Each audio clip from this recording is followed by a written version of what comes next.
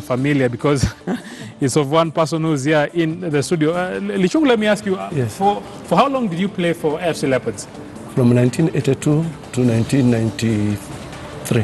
From 1982? 1982 to 11 years. 1993. Yes. So you're amongst the people who won it unbeaten. Yes. Yeah. How easy was that? It was commitment. Commitment. Mm-hmm. Yeah. Commitment is the word. Yes. I know we'll continue to talk about AFC Leopards actually as we see some of the legends that we are having. Who's this? Robert Kiberu, coach.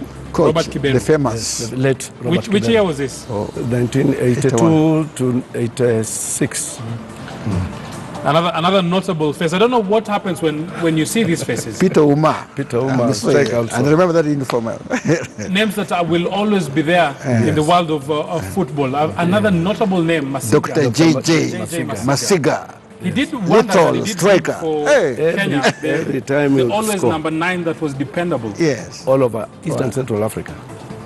Another face here, Abbas. Mahmoud, Kenya one. Kenya one. Yeah. Kenya one. He looked young. He loved Afro those days. Yes. That was the fashion. Another face here, a man with Afro. I can't recognize this. Francis Kadenge. The late Francis Kadenge. The son to Joe Kadenge. People who did wonders for Number the 7. national team. Michael Mike Amwai. Number 11. Michael Amwai. He used to score acute corners with left. Acute corners. He could score from any angle. So they say he's a lethal left footer. Yes. Tony Lidonde now. Xavier. The son to Elijah Lidonde. Yeah. Tony, the head specialist. Head specialist. Yeah. Another face here. Francis Lubembe. Goalkeeper number two to Abbas. Yeah. So Abbas denied him playing time. Yeah. It was all about competition. Competition. Another face here. Abdul Baraza. Number 6, the best Kenya has ever had. Mogadishu.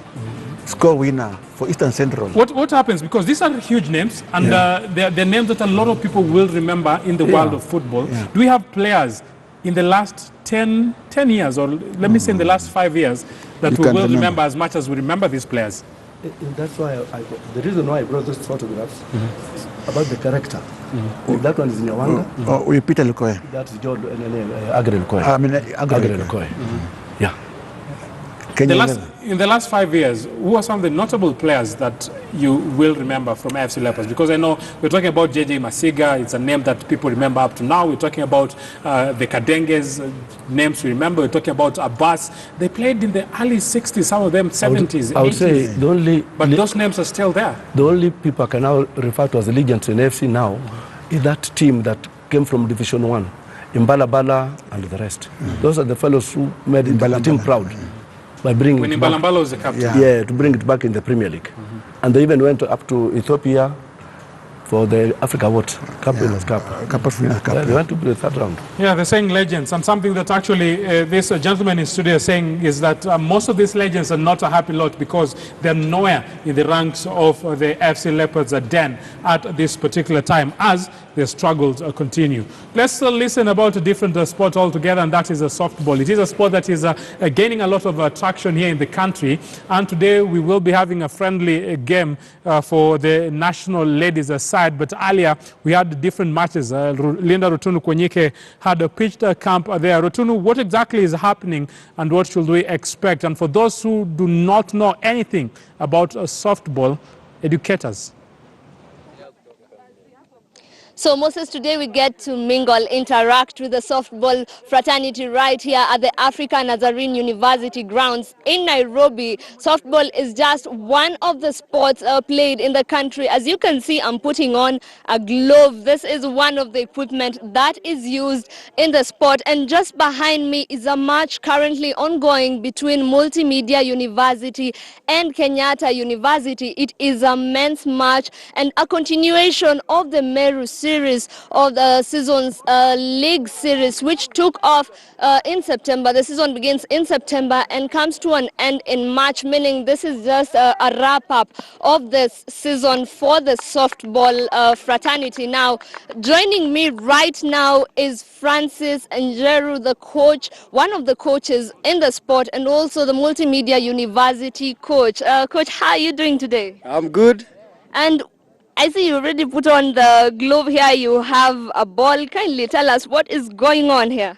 This is the equipment, as you rightly said it, used to play softball. It's usually used by the fielding team. The fielding team uses this equipment to prevent themselves from injuries. When the ball is hit, this is a softball ball, as you can see it. It's slightly bigger than baseball.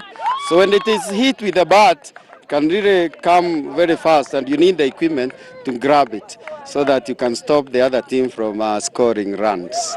Mr. Francis, what are some of the basics of the sport? This game is played by two teams. One team is a batting team. The other team is a fielding team. They play on what we call a diamond, that you can see behind there. So one team is a batting team, the other team is the fielding team. So the batting team hits the ball as far as possible so that they run from the home plate to the first base, the second base, then back home. So when they do that, they score a run. So the batting team hits the ball until when 3 are out. And how do we put them out? We put them out by one catching the ball in the air. When the ball is hit and is caught in the air, that player is out. That batter is out. The second thing is that batter must run to the first base before the ball gets there.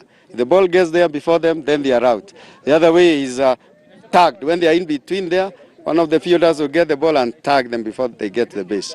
So when 3 of them are out, then we change sides so that the fielding team becomes the batting team, and the batting team goes to field. That is done up to 7. Batting and fielding is 1 inning, so we do 7 innings. So at the end of the seventh inning, we see the team which has more runs than the other. The team which has more runs than the other is declared the winner. Now, Coach, we have both men and women in the sport. Do we have a difference in how both teams play? Men and women play the same. The only difference we could say at the moment, the softball women is the one which is in the Olympics. In 2008, softball was removed from the Olympics. It used to be there as a women's sport. But then this year, next year, Japan Olympics, it has been brought back majorly as a women's sport. Then baseball will go as a men's sport. So, but we have both women and men's softball. But men go up to the World Cup, women go all the way to the Olympics. Our major problem, of course, is equipment. Like this glove, it costs about 5,000 and it's not available in local sports houses. The bat, this costs around 12,000. It's not available in our local sports houses. So we have to rely on donations from United States, where the game basically is domiciled, where it is very strong. So slowly by slowly we are getting there.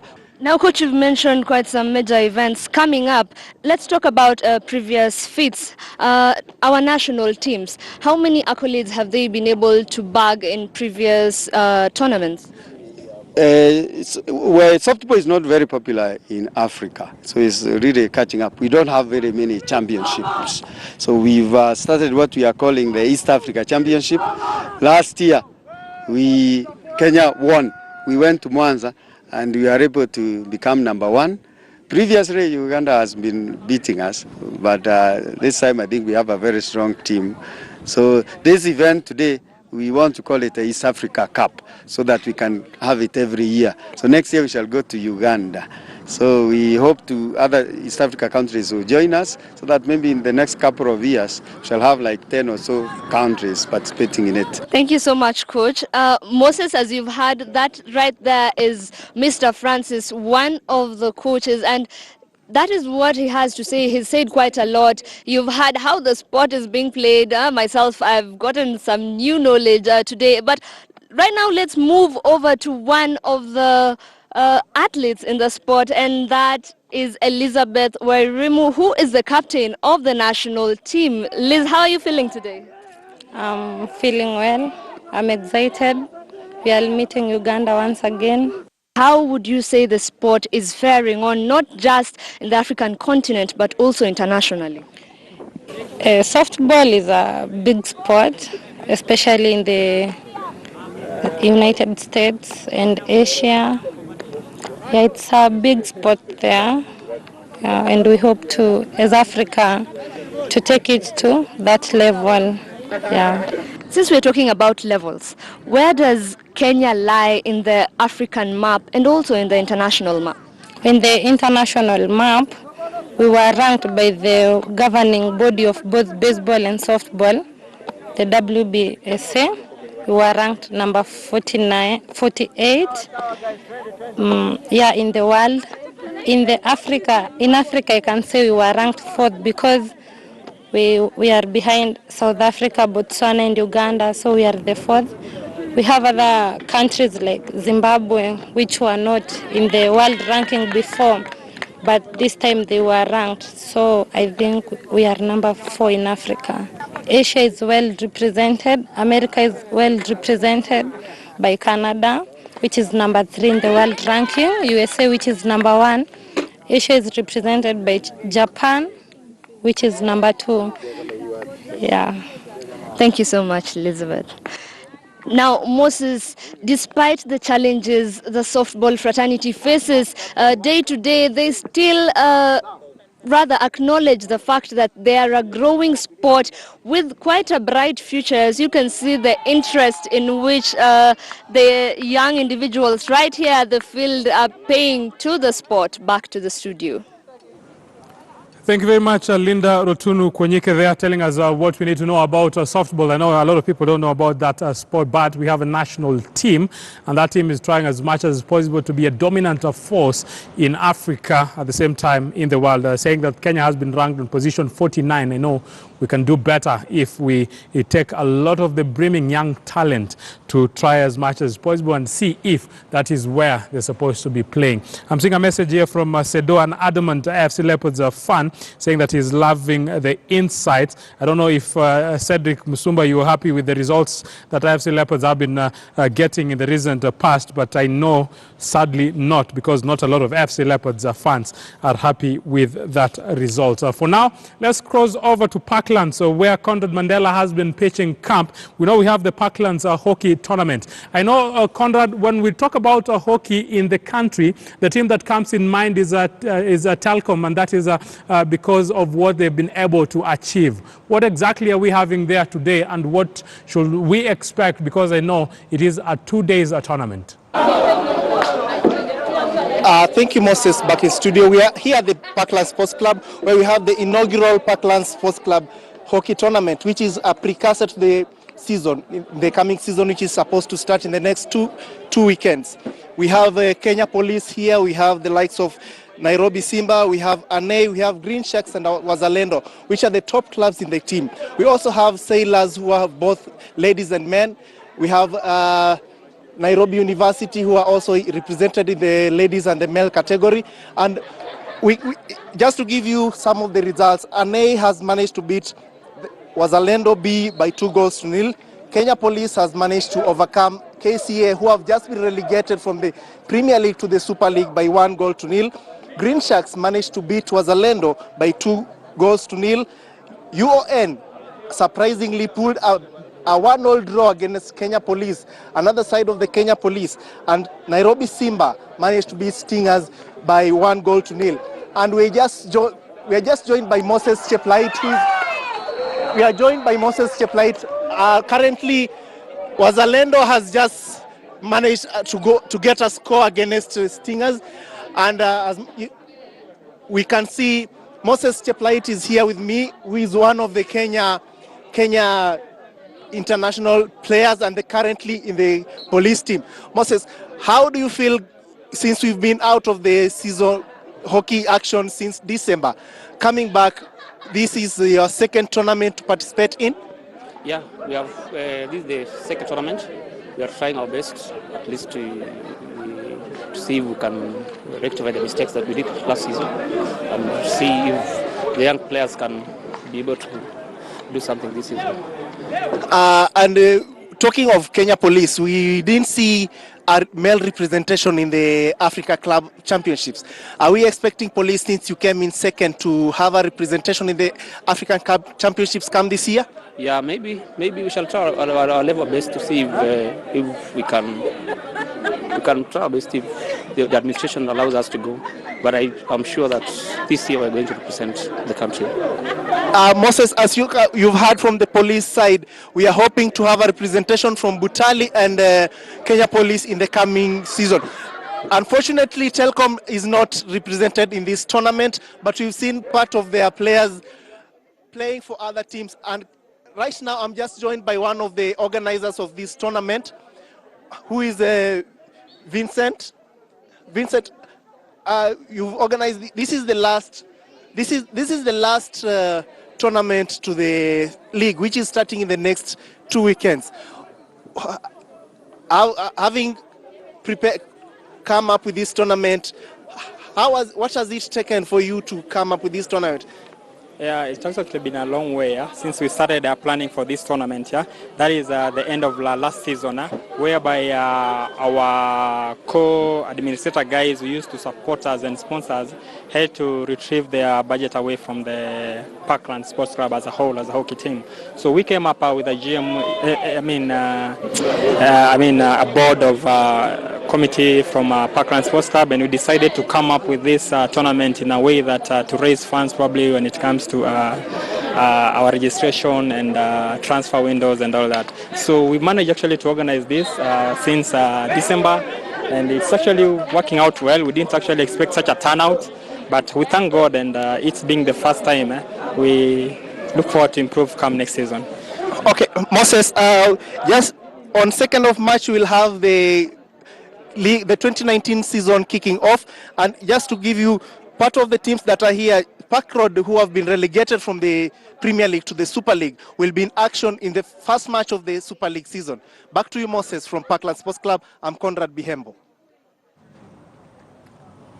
Thank you very much, Conrad. They're telling us what is happening at the Parklands Sports Club. A lot of teams will try as much as possible to see if they will be able to get the positive results before the beginning of the league, which starts in 2 weekends from now. Thank you very much. That is Conrad. I know earlier I'd asked you which is the year that AFC Leopards went unbeaten, the season that they went unbeaten without losing a single game, and how many points were able to get that time. The answer is 1986, and they were able to win it with 71 points. So, Cool Dix, you are the first person who tweeted the correct answer, 1986, by 71 points.